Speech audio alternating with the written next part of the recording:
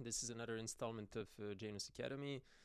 This is an episode 6 in the series of historical analogies. Today we're going to be talking about the connection between Mannerism and Symbolism. So it's important to understand, if we're going to be talking about this particular analogy, that they are an analogy within another analogy. So I'm going to try to explain this properly. Mannerism as a style comes right after the Renaissance. If we're going to be historically precise, we can say that it goes alongside the Renaissance for a while, but it is important to understand that it's profoundly influenced by the heritage of the Renaissance, by the technical accomplishments of the Renaissance, and especially by artistic credit and artistic merit that was given to the Renaissance. It was very much influenced by prowess and success of Renaissance painters and sculptors. You could argue that symbolism has a very similar trajectory. It comes after neoclassicism, but again, it's not really after, it's alongside. So we said in previous installments that neoclassicism lasted for a very long time. And when we're talking about certain periods like Impressionism, Neo-Impressionism, even Fauvism, or later Expressionism, we are talking about underground styles that happened alongside neoclassicism that lasted well into the middle of the 20th century, all up until World War II. We have this chronological analogy, but it's not really important per se. It's important because it tells us about technical and thematic and symbolical analogies too. There is a lot to be said about how these eras were defined by previous eras as well. Now, this is especially true when it comes to Mannerism, because influence of previous eras is multiple. And of course, we already mentioned the Renaissance. We can put that aside for a moment. We can say that one of the key influences on Mannerism was discovery of the Laocoon group. This is a famous statue that comes from Hellenistic period and that was only discovered, only unearthed at the beginning of the 16th century. So we are talking about the period where Renaissance is looking towards classical antiquity. They are looking towards a very peculiar vision of Greek and to a lesser extent Roman art. For them, Greek art, especially classical period, meaning 5 centuries BCE, but generally speaking, Greek art, like pre-Christian pagan art, is seen as very harmonious, very strict, very clean. It is seen as the purest expressions of art.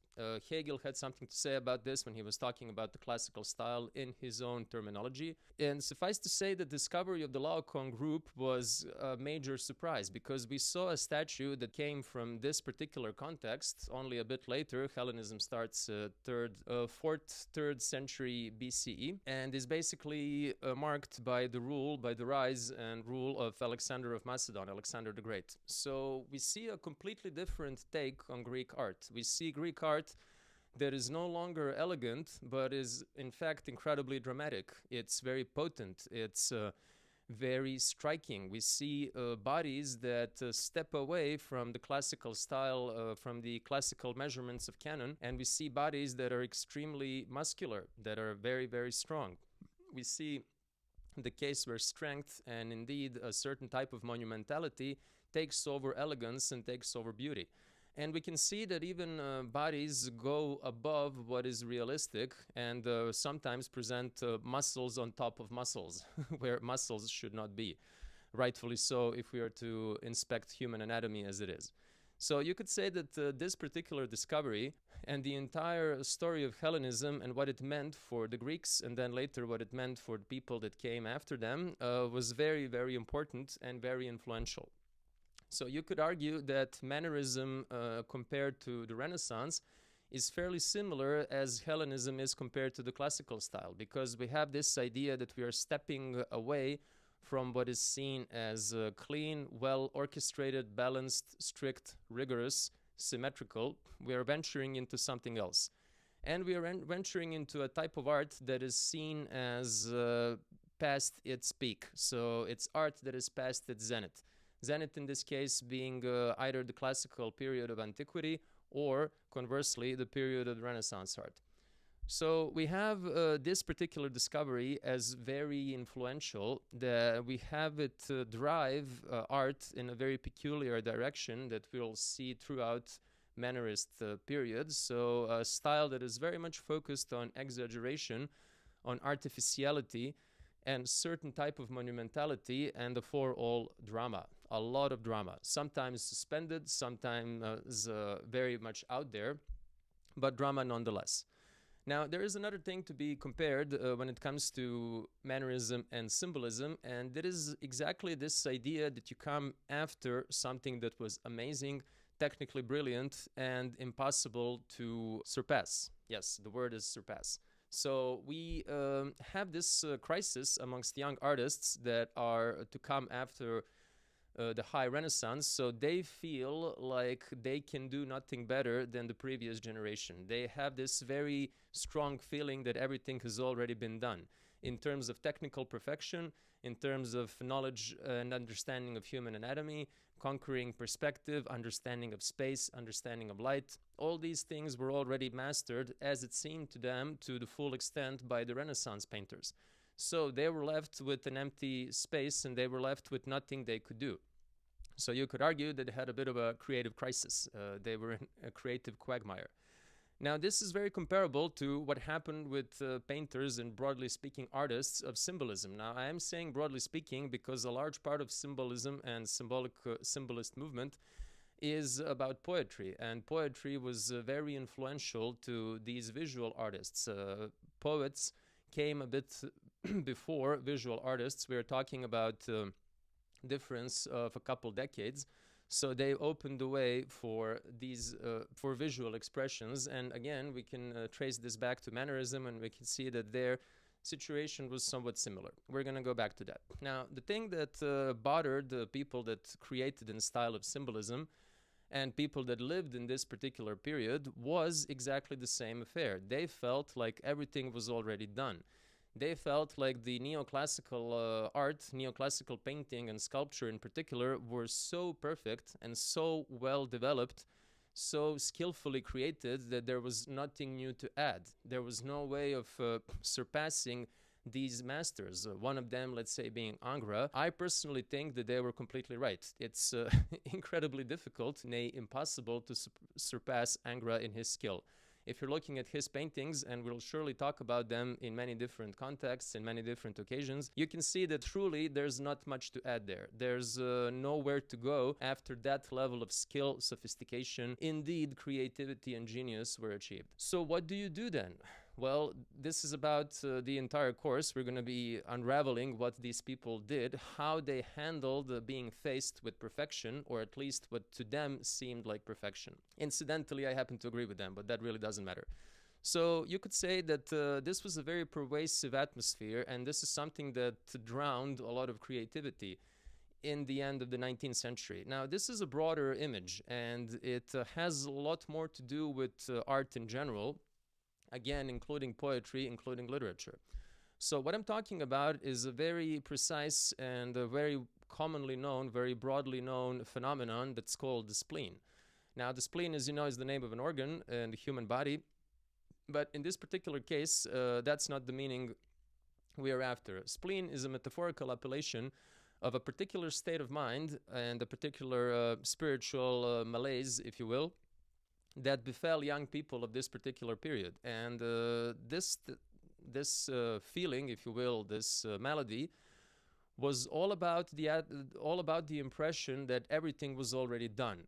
So not only that all of the greatest works of art were created and there was nothing new to create, but also all of the greatest works of art were already consumed. So we read everything there's to read, we saw all of the paintings, we saw all of the statues. There was nothing new under this sky, as it said in the Bible, in the in very famous passage saying there's nothing new under the sun. So it's this whole idea that we have nothing new to contribute. And as artists, especially in this particular period, both of these periods really, when artists start to value their personal contribution, when they start to value their individuality more and more, when they think it's all about being original and being innovative, this is a very big problem.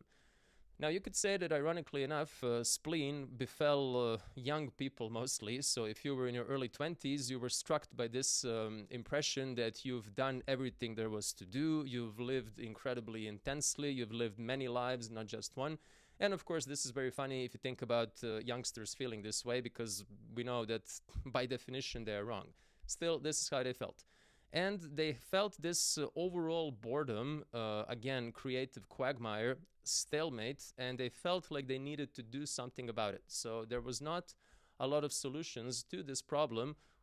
One of the solutions really was to turn to everything that is exotic, everything that is strange, everything that is twisted, dark, profound, but in a rather somber way, everything that is opaque. So they were no longer interested in mathematical solar linear perfection. They wanted something different. They wanted to change the game and to move the goalposts into new territories. And this is something that happens in Mannerism as well as in Symbolism.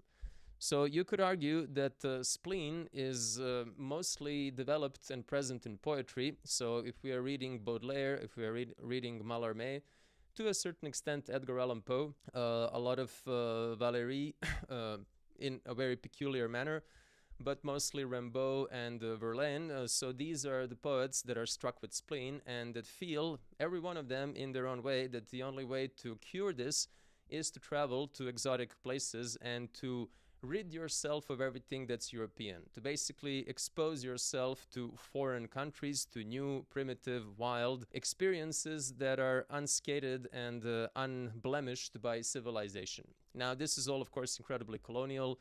Not to open that entire can of worms, we're going to go to that sometimes later. The idea was that we wanted to move outside of art as it was seen up until that moment. We wanted to open new horizons and we wanted to do something entirely different because this particular game was solved and there was nothing new to add. Now, of course, we can argue that this is entirely wrong, but this is just how they felt, and so we're going with this. Now, if we're talking about other major influences that shaped these two periods, we are talking about, of course, Michelangelo, an incredibly influential artist, one of the greatest geniuses of the Renaissance period. And we are talking about a great amount of drama and suspended terror and suspended expressivity of Michelangelo's works. Now, this particular trait was understood by his peers, by his contemporaries, and by the new generation of artists as terribilità. So this is an Italian word. Obviously, it draws its root from terror, something that is frightening, something that is scary in its power, in its monumentality. Now, this is not just, let's say, fear that you feel as if you would in a horror movie or something similar. This is fear that is mixed with respect. It is mixed with awe, and it has a lot of religious impulses woven through it. It's very close to what you're supposed to feel in presence of God. And this is something that helps us understand that most of these traits, most of these artistic qualities come out of the church as a context. They come from the fact that most of these artists are still primarily engaged by the church, and that their primary mission as being engaged by the church is to drive the church's agenda, to drive their message, to elaborate and present and communicate their dogma. So if you think about the divine and you think about God as a truly magnificent, majestic, tremendously powerful entity, as an unstoppable force, and of course these are all the ways in which you can understand God, then you have this quality of terribilità that you want to achieve in your art. You want your art to be truly frightening, awe-inspiring, and majestic. So you could say that this is very close, this whole idea of terribilità is very close to the idea of stiffness and rigidity. So these are one of the ways in which you achieve terror and this particular impression of awe. So you can say that the same thing exists in a lot of heroic Art Deco, which is basically a visual elaboration of ideology of fascism. You can see a lot of it in Nazi architecture, a lot of it in social realist architecture, or broadly speaking, communist architecture. You can see a lot of it in brutalism. So anytime you have enhanced monumental simplicity, you have this communication with the divine or attempt at a communication with the divine. So you could say that terribilità was very close to this ambition as well.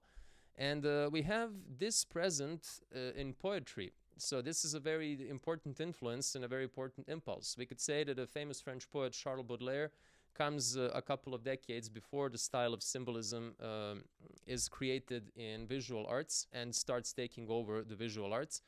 And we can say that what Baudelaire was trying to achieve, one of the things he was trying to achieve with his poetry, was this impression. He wanted to make poetry not just pretty, not just beautifully sounding. He wanted to make it truly disgusting as well. So we know that his famous collection of poems was not named The Flowers of Evil, and he writes about opium, he writes about prostitution, about poverty, about decadence, about putridity of the city of Paris, as it was before the Haussmannian intervention, then the great calamity and tragedy that was the Haussmannian intervention, that was the overall destruction of the soul of Paris, that was a replacement of old charming Paris with something that was new, broad, functional, but again, very much deprived of charm. So we have this idea that poetry is not to exist in beauty alone, but is to exist also in ugliness, in grotesque, in horror. And we have a lot of depictions of prostitutes that are struck with syphilis. We have the description of their wounds. We don't need to get overly graphic about this. You get the point. You have the same thing with Rimbaud, his famous poem The Venus, where he describes Venus as this very grotesque entity that lies in a bathtub that is covered in boils and pus, and it's truly a disturbing image. And of course, it was made that way intentionally, and he was provoking, he was trying to achieve the shock effect, and intentionally he called this entity Venus because we know that Venus is the goddess of beauty. So he was arguably achieving a very cheap shot, but the idea is clear. These poets were not only interested in something that was beautiful, sophisticated, refined, elevated. No, they wanted to inspect the other part of this spectrum. They wanted to go into everything that was seen as lowly, filthy, disgusting, grotesque, and so on. This is, broadly speaking, a general trait of Romanticism. You could argue that symbolism is one of the branches of Romanticism, and we'll be talking about this in some of our future courses. Some of my professors felt like we never truly got out of Romanticism, so it's a bit of a broader topic. So suffice to say that terribilità was a quality that was present in Mannerism, and then it was present in Symbolism. And if you look at these paintings one next to another, you can see that it has a lot to do with rigidity, with artificiality, and a certain type of monumental representation. And you can see that they were both trying to achieve more or less the same thing, or at least very similar. Now, this also has to do with the aforementioned fact that these two styles come after the existing styles that were seen as technically perfect. So if you cannot match a style or an artist or generally an era in its technical perfection, you want to match it by doing something else. You want to give other qualities. So it's comparable to a certain extent with impressionist painters who said that they could not compete with the camera, they could not compete with photography in terms of realism, so they would create something else entirely. They would try to achieve realism in a completely different manner. You could argue that if you're looking at impressionist paintings as they represent water, that their depictions of water tend to be amazing and tend to be perhaps in certain ways more realistic than reality is in a way, and more realistic certainly than photography was capable to achieve. So you could argue that these painters of symbolism and of mannerism are trying to achieve super reality. They're trying to achieve a different kind of reality through artificiality, through rigidity, through these qualities. So this is what they're interested in, and this is what they're after. They're trying to move the goalpost into a terrain where they have a chance to compete, is how you could explain this. Now, a lot of this has to do with another quality that these styles, that these eras share, and this is the quality of decadence.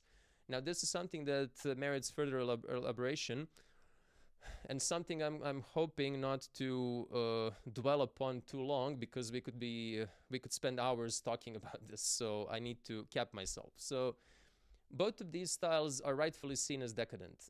You could say that Mannerism is obviously decadent as compared to Renaissance, and you could famously say that rightfully say that symbolism is very much decadent as compared to neoclassicism. Now, there's a difference to be made when we talk about decadence here. It's one thing for us to say, with our historical distance and with our a posteriori position, okay, these styles are clearly decadent. And it's a completely different affair for these people to be aware of their own decadence. And this is exactly what we're talking about here. So these people are more than aware of being decadent, and they're more than willing to go along with it. So they present themselves as decadent. They embrace their decadence. They revel in it. They enjoy it. They're trying to enhance it. They're trying to make it more profound, to develop it, to perfect their decadence. So it's if you think about the term decadence, it comes from the Italian word cadere. Decadere, it's to fall. So it's basically a fall from grace. You have achieved some kind of height, but then you fell from it. And if you think about the metaphorical value of a fall, everything it can represent, you could argue that there's moral decadence, there's technical, there's intellectual, there's all sorts of ways in which we can understand this. Now, this is when we're talking about the meaning of the term, purely etymologically, but we know that from today's perspective, when we say that someone is decadent, that is not necessarily entirely bad. It's a very charming quality. So you could say that there was an entire movement called the decadence, which was very close to symbolists. There are differences, but they're not that important. So we can say that in poetry as well as in painting, we had the movement decadence, and we had them basically embracing everything that was previously seen as morally doubtful or downright wrong. So these were people who were dandies, who were drug addicts, who were lazy, but in a very sophisticated and elegant manner. They were intentionally so. They gave up on all of ambition they could. It was very closely connected to the notion of spleen that we previously discussed.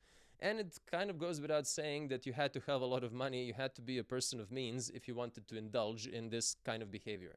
If you truly wanted to be decadent, you couldn't really do it out of poverty. And you could also argue that this particular period presents perhaps first hipsters in history, in which we understand the phenomenon today. So basically this means that you had a lot of people who pretended they were poor, but they were actually very wealthy. So these are bourgeois people, higher middle class people or higher class people who, for whichever reason, felt that it was very chic and very cool and very happening to hang out with the homeless, to sleep under the bridges, to wear clothing that was in very bad shape, to wear rags basically, so to spend less money on books, though they had a lot of money to begin with.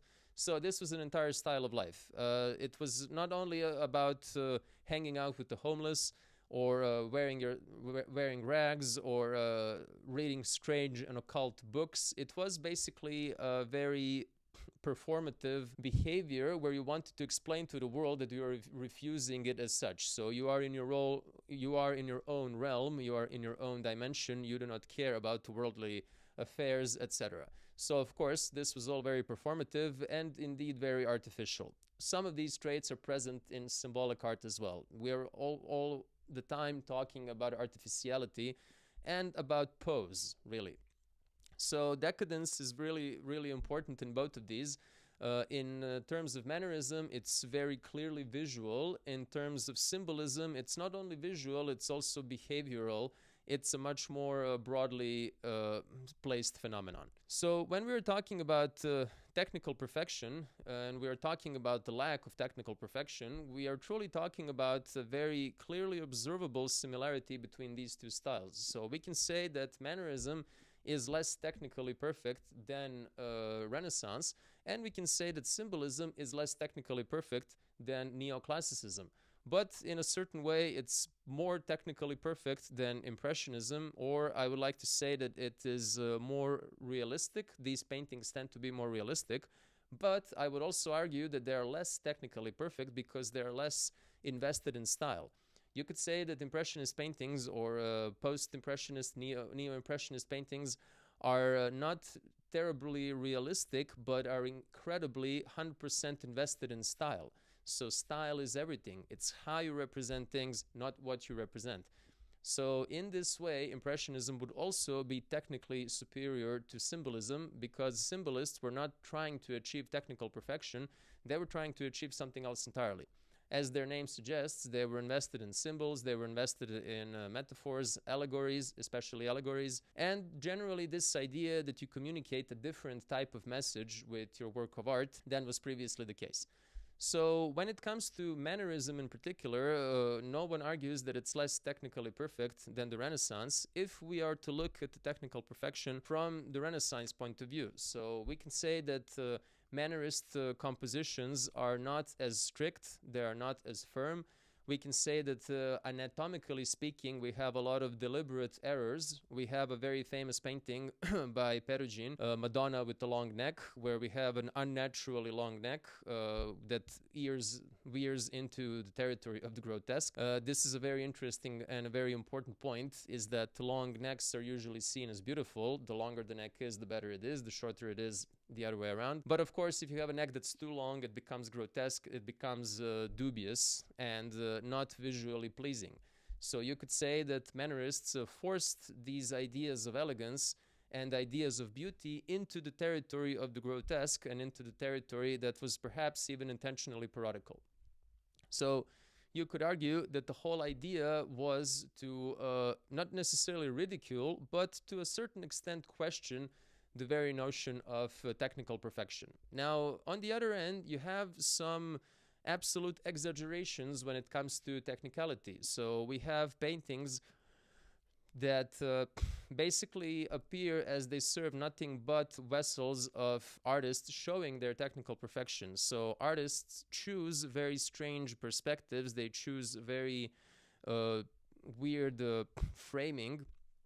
They famously, Perugin also makes a self-portrait in an orb. So you know that if you look at an orb and you see your reflection in it, that it's completely twisted, that it's bent out of shape. So it's not a flat surface that reflects things as you would expect them. It's a curved surface. And this makes it harder to draw. This makes it harder to paint. So Mannerism is filled with these oddities where people are trying to show how well they can draw. And this is all, of course, again, driven by their frustration that they're not able to surpass art of the Renaissance. So art of the Renaissance is great.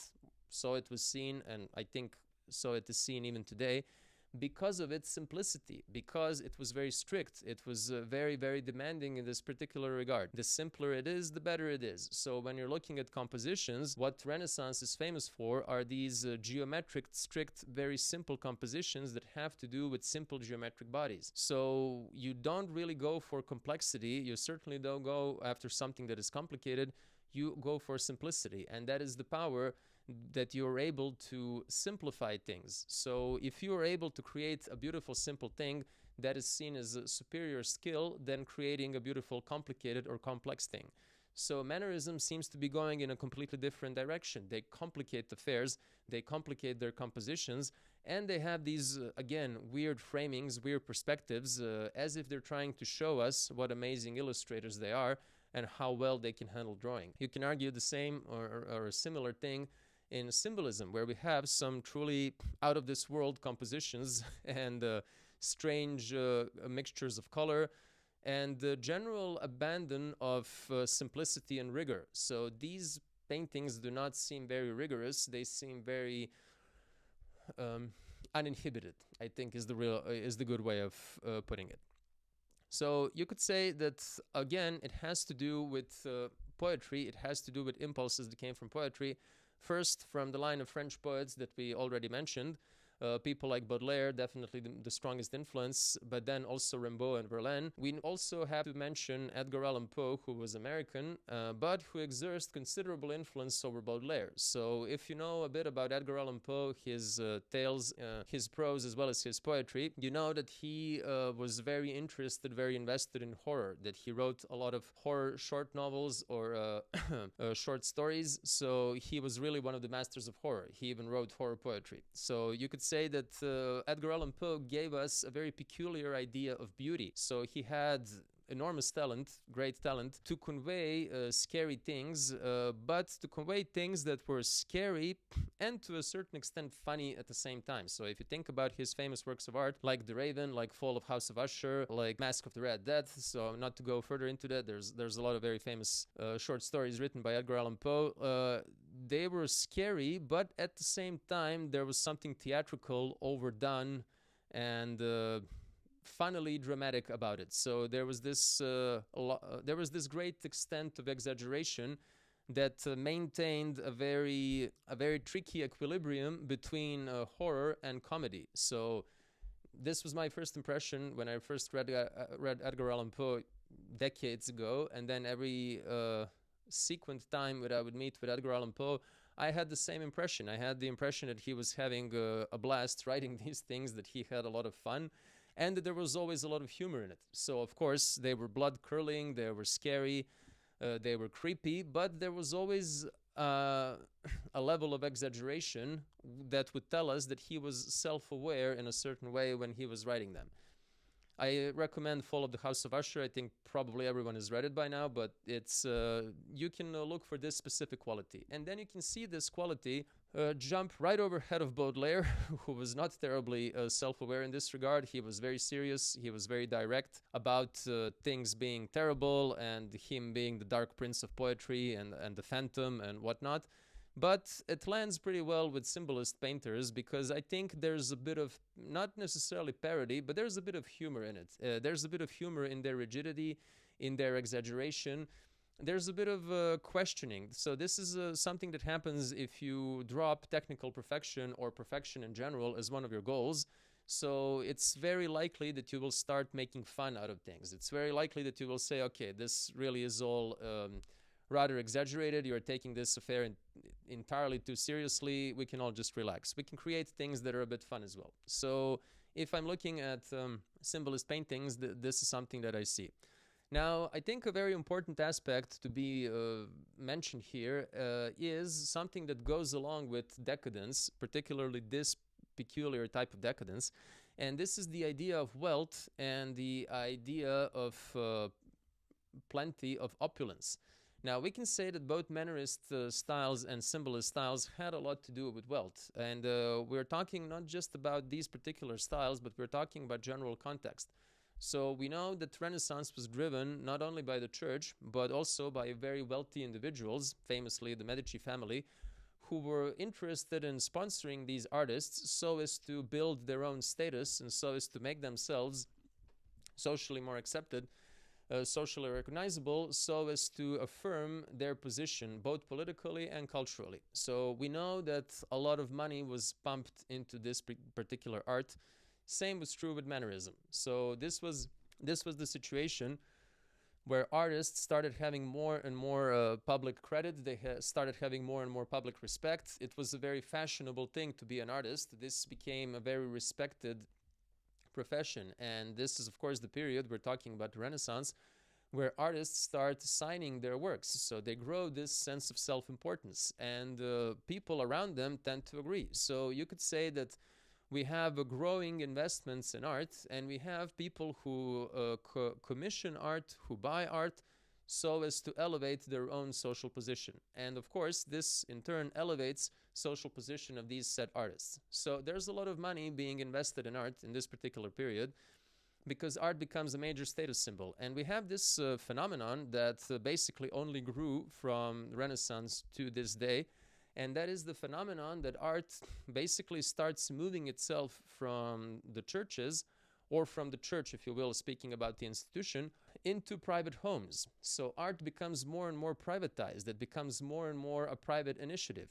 You could argue that in the period after the French Revolution, during and after the French Revolution, when we have the appearance of a museum as an institution, art becomes a part of the state. And the state as an apparatus tries to claim art away from the church and to a certain extent away from the private initiative, but not nearly as much. So we have this period, let's say, of roughly 2 centuries, give or take, where art is mostly seen as a matter of the state, where we have museums as the most important artistic institutions. So I would argue that after World War II, this starts shifting again. So again, it starts going towards private wealth, as was the case in the Renaissance. So we have more and more private galleries, we have more and more private capital, not to speak of corporations, sponsoring different artists and different art. So we have this idea that art used to belong to the church, Then it started becoming private. Then art belonged to the state and state institutions like many state museums. Then it started going towards the private hands again. Now we have a lot of private museums. But the thing is that a lot of money was invested in art in both of these periods. What happens with symbolism as an era is that it comes at the peak of the Industrial Revolution, the process of industrialization. So we have a completely different situation in the art market, because now art is no longer necessarily commissioned by the church or by the state. It is freely produced by artists and then sold on the free market.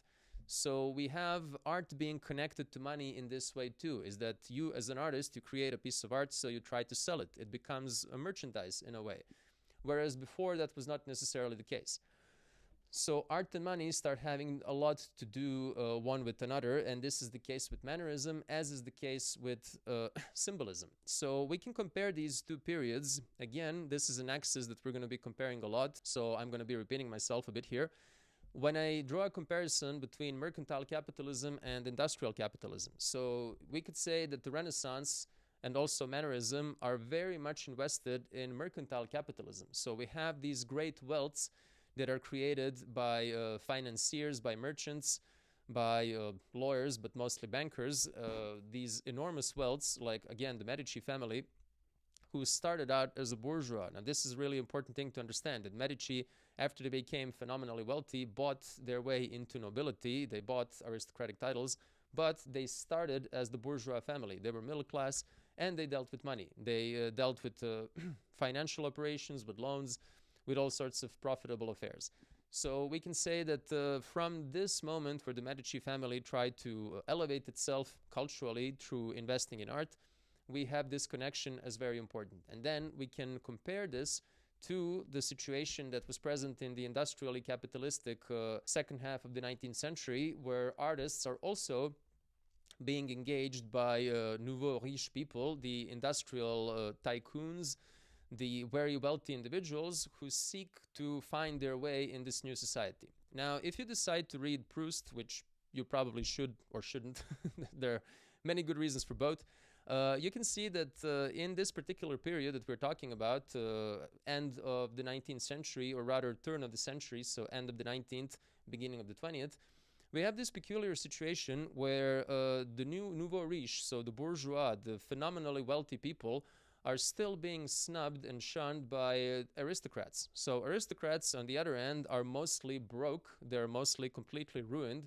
financially speaking. They have no political power left after many failed French revolutions. So they find themselves in the Republic. Some of them are wealthy, more of them are not. And though they have no money, and though some of them are clearly and irrevocably financially ruined, they still maintain this air of superiority, and they still don't want to hang out with these nouveau riche who are tacky, wealthy, but lack tradition, lack history, lack manners, all of these things that aristocrats would use to put the nouveau riche bourgeois in their place. So Proust writes about this situation where a ruined aristocrat would rather marry their daughter for another ruined aristocrat that may be an opium consumer and a drunk and a gambler. So he will rather marry his daughter for such an individual than for a very wealthy banker who may also be a PhD, who may also be an ambassador, a phenomenally accomplished individual who is superbly intelligent, healthy, all the other qualities you can think about. So he does not care about any of that. He will give his daughter to this ruined drunkard because he comes from a family that goes 1,000 years into the past or even more. So this is a situation that we can compare in the late 19th century and in the early 16th century. We can say that in the late 15th, early 16th century, we have aristocrats slowly being confronted with the arrival of the bourgeois, of the nouveau riche, of the mercantile capitalists. So we have people, again, like the Medici, who made their wealth be more considerable than the wealth of some older aristocratic families, like let's say Sforza's. This is the great comparison to be made between a nouveau riche, mercantile, financially powerful family like the Medici, and then the old aristocratic noblesse d'épée type of family like the Sforzas, who basically made their name by being warriors, which was the way to earn nobility. This is the true way. This is why they call it noblesse d'épée, nobility of the sword.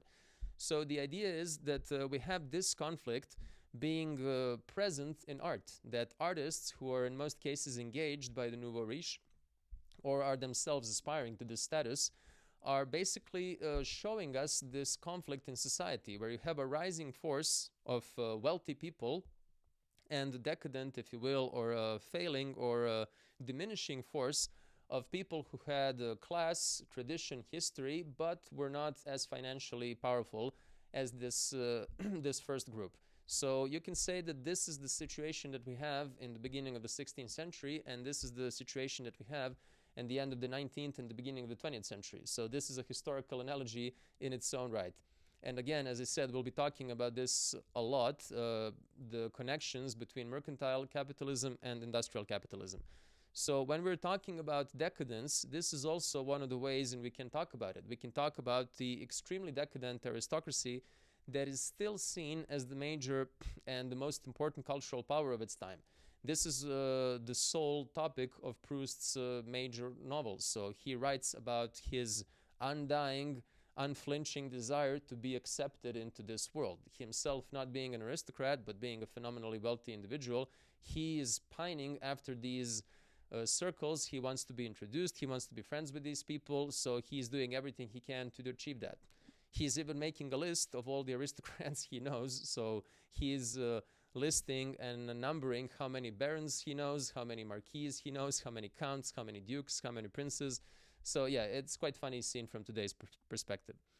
But the thing is that this entire atmosphere of art that is past its peak, the art that is past its prime, social conflict. So we have the old versus the new that is seen as vulgar, brash, abrasive, but also powerful, imposing, whereas the old is seen as reclusive and unmotivated, but still very arrogant, still very haughty, and still very much invested into itself. So we are witnessing an art that is making us understand this conflict. Now, if we are talking about the second half of the 19th century, late 19th century rather, and beginning of the 20th, we can say that we have many different styles coexist in this particular period. So we have aforementioned neoclassicism, impressionism, neo-impressionism, we have symbolism that we're currently talking about. So all of these styles exist at the same time. But arguably, it is only symbolism that represents this particular dilemma with such accuracy. Because you could say that Impressionism, for all its worth and merit, is a very strictly bourgeois art. So we've said this already. It's a very lower middle class kind of art. And it doesn't really spend its time thinking about aristocrats, talking about aristocracy. It's not invested in this. So it is really very, very focused on its group, on its target, and on its socioeconomic context. Now, if you're looking at symbolical paintings, you will see that this is entirely not the case. You will see a great variety of topics. So you will see a Greek myth being addressed, or a casual everyday affair being addressed, or, well, of course, many allegories, many symbols, as the name would suggest. You will see some cauchemaresque, nightmarish depictions of horror and of terror. You will see deep inspections into the human soul. But you will see art that communicates equally with the world of aristocracy and the world of bourgeoisie. Now, the way in which we are able to make this distinction is to say that aristocrats were generally interested in eternal topics, eternal air quotes, something that was not a fad, something that was not a question of fashion, but something that we would always be able to talk about. So let's say that they were very interested in Christian lore, because again, being an aristocrat in France meant being very religious. They were very closely connected to the church, as was the royalty. So they were invested in religious art, and we have a fair amount of religious art in symbolist movement. So you could argue that they were also invested in Greek myth, Greco-Roman myth, the classical and archaic context. Whereas, again, Impressionism was very clearly invested in everyday affairs. So they did not care about Greek myth. We don't really have a lot of Impressionist religious paintings. I mean, we do, but not a lot of them. This is obviously not the focus of this type of art. When it comes to Mannerism, the situation is half and half. We do have a lot of portraits, but primarily this is still art that is all about the church. And primarily, this is art that seeks a very peculiar thing when it comes to the church context. So it's seeking to depict its own understanding of the sacred. When we were talking about the Renaissance, we were talking about this whole idea of super reality, of concentration of reality, that was seen as the sacred. So to the Renaissance artist, the sacred was a concentration of what was realistic. And you could argue that the medieval artist was more invested in something that is very stylized. They saw the sacred and, in their own manner, the holy in excessive stylization, whereas the Renaissance artists saw it in excessive concentration of reality. Now, Mannerists are moving away towards this idea of excessive stylization. So for them, the holy and the sacred were seen as artificial, as rigid, and again, as monumental. Now, this makes sense if we think about church rituals, if we think about the Mass or the Eucharist, if we think about many canonical depictions of figures from the Bible, saints, martyrs, the Holy Family. We can oftentimes see that in different periods they're represented as very rigid, as very stern. And if we move away from Christian art, if we look at, let's say, Babylonian art or early Greek art or Egyptian art, this is probably the best example, we can see that these statues, but even drawings, draw their appeal from their rigidity. They are impressive because they are rigid. Their rigid monumentality is inspiring. So this is exactly the main aspect of these statues that are not works of art, that are really sacred incarnate. So the idea is that this is how they see divinity, and this is how they see power. So you could say that in Egypt, they believe that pharaohs are children of gods, so they are divine in their own right, and that authority is very close to power. I mean, this is also the case in medieval Europe. It's also the case in Europe, really, all the way up until the late 18th century. And it is also the case throughout the 19th century. We have the whole coronation of Napoleon, where he is the Roman emperor. Not to get into all of that now, but yes, this idea that Roman emperors were priests, not kings. So that Roman emperors saw themselves more and more as divine as the time went by. So it's this idea that we are trying to achieve divinity either through hyperrealism, superrealism rather, of the Renaissance, or through artificiality, rigidity, and monumentality. Again, terribilità. So this idea that you tremble before God. And this is what they're trying to achieve. So they achieve it through deformation, not just through artificiality, through rigidity, but also through twisting anatomy, through representing impossible situations. Again, the Madonna with an impossibly long and curved neck. Now, this positioning of the neck would probably severely damage, if not downright kill, the person who would attempt this position. But this is how they depict things. So they do the opposite of what the Renaissance artists were doing. These paintings may seem very similar, but they are profoundly different in this manner, that they seek to represent the sacred not as something that belongs to this world, not that is something that is anchored in this world, but something that is different, something that is strange, and something that many times not only is strange, but is downright terrifying. You could argue the same thing about symbolist painters, that they are looking for something that is beyond this world. Now, they may be driven by a slightly different ambition. For them, it's to travel, it's to seek out exotic, new, primitive cultures, or rather pre-cultures, but the idea stays the same. You want to move away from your context. You don't want to play the same game anymore. You want to change the game entirely. So what you're interested in really is leaving this game, not changing the game, but playing a completely different game. And you want to move yourself from this particular realm. So you want to go into another realm. So you want, in many cases of poets of era of symbolism, as well as painters, to enjoy a lot of drugs, for example, to alter your state of mind, to alter your awareness. So you want to do all these things to move yourself away from reality that you deem banal, boring, used, and ultimately useless. So you could say that it's all about going into a different realm of existence. And if you look at Mannerism, you could say that a lot of this exaggeration, anatomical incorrectness, rigidity, pompousness. A lot of it truly is very theatrical.